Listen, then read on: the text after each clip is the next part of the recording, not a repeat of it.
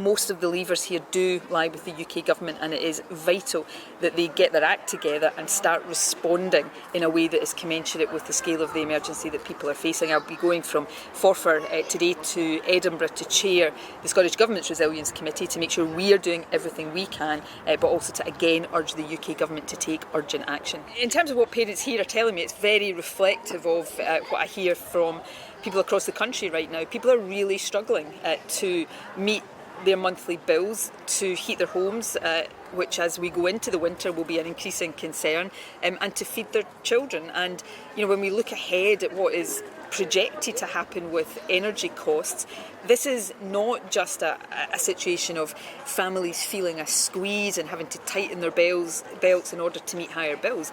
There are going to be many families who simply cannot pay these bills because they don't have the wherewithal to do it. And that is the magnitude and the severity of the emergency that's been faced. It's of a different nature to the COVID pandemic, but actually I think it's on a similar scale to the emergency that created. And if it's not tackled with serious urgent action, we're going to see increasing deprivation, suffering, we're going to see undoubtedly loss of life.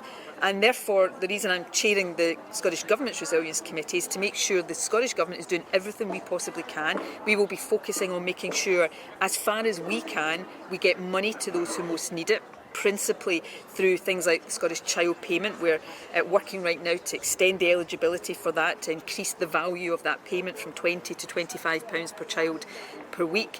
We will also look at whether within our budget, albeit well into a financial year, we can change priorities to direct resources more to those most in need, whether there are any regulatory steps we can take to try to minimise the cost increases that people are facing. So we will leave no stone unturned and be prepared to act, whether through legislation or other measures, on an emergency basis if that is what is required.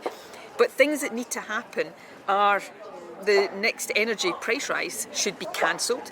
There should be serious work with the energy companies to tax windfall profits and to restructure the factors that lead to the cost of energy right now. VAT on fuel should be taken away, and there should be a significant increase through increased borrowing if required to get money to those who most need it. All of these levers don't lie with me and the Scottish Government, they lie with the UK Government, and therefore we urgently need the Prime Minister to get back to his desk for however long he's going to remain Prime Minister and start to take action to help people who urgently, desperately need help now.